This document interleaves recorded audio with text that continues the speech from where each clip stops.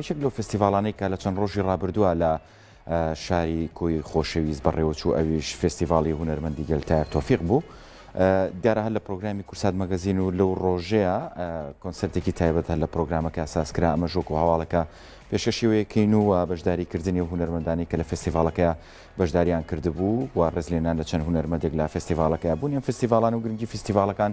بۆ ئەوەیە کە بتوانرێ ئەو هونەرمەندانە هەمیشە لە یادەوەری و لە یادی خەڵکا بمێننەوە و گوێزانەوەیەتی بۆنەوەی نوێ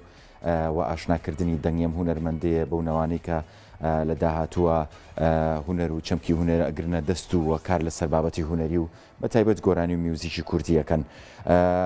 مامۆستا تایر تۆفیق لە ناوەڕاستی سیەکانی سەدەی بیستەمەوە لەو کاتەی کە قوتابی پۆلی پێنجەمی سەرەتاییە بێت بەهری دەنگ خۆشیەکەی تێدا دەرەکەوێت و لە بەشداریکردنی لە چالاکیەکانی قوتابخانەکەیدا لەلای مامۆستاکانیەوە هاندراوە بۆی ئەو دەنگە خۆشی خۆی پەروەردە بکات و دواتر ڕووبکاتەوەی کە گۆرانی هونەرمەندەکانی تر بڵێتەوە سرودەکانی وتۆتەوە و توانیوێتی با بڵێن کاریگەری زۆر لەو گۆرانی بێژانەی و کاتەی کۆی لەسەر بۆ کوسێ و مەلا ئەسعەد و هەروەها سرودی زۆریشی لە هونەرمەند سوودی زۆریشی لە هونەرمەند ئەحمەدی حەمەلا وەرگرتووە. ئەمانە کاریگەری زۆریان هەبووە لەسەر مامۆستا تایر و دوجار جگەلەوەی کە گۆرانیم هونەرمەندانی و تۆ بیری لەوە کردوێت و کەستایل و تایبەتمەندی و ڕێبازێکی خۆی هەبێت وەیە کاری کردو لەسەرەوەی کە ئەو تایبەتمەندیانە بۆ خۆی دروستکە لە دەنیا و لە ئێستاشدا ئەبینین کە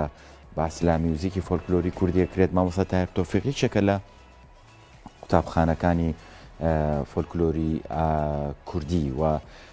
نەوەیکی زۆر کە دێنێنە بواری هونەریەوە پشت بە دەنگێم هونەرمەندانە بەستن تا بتوانن خزمەتی زیاتر بە هونەری گۆرانی و میوزیکی کوردی بکەن. سەرۆکاتی زانکۆی کۆیە بە هەماهەنگی لەگەڵ وەزارەتی ڕۆشنبیری و تیپی باوەجی کۆیە لە هۆڵی سەرۆکاتی زانکۆی کۆیە فستیڤاڵی هونەرمەندی گەل تایر تۆفیقیان ساز کرد کە بریتی بوو لە یادی ڕۆژی هونەر و یادی 34 ساڵی کۆچی دوای هونەرمەند تایر تۆفیق. لا فستیڤالەکەدا کە ڕۆژی نوێی 2021 دەستی بە چالاکیەکانی کرد و بە ئامادەبوونی ژمارەی ڕۆشنبیر و شاعیر و نووسەر و مامۆستای زانکۆ لە برساوانی حیزبی حکومی بەڕێوەچوو خەڵات و دیاری بە سەردە هونەرمەندی دیاری کوردستاندا دابەشکرا. هەروەها پێشنگایکی فۆتۆگرافی بۆ سەرجەمێنەکانی تایر تۆفیق کرایەوە. جیاماژەیە بڕگەی کۆتایی چالاکیەکانیش بریتی بوو لە کۆنسرتی هونەری میوزیک و گۆرانی بە بەشداری هونەرمەندان ئەزێتا لوقمان، خۆشمەند زایر، هەڵدێر محەدین، شیروان سلێمان، ڕێبین جەمال و کارمەن ڕەونسی.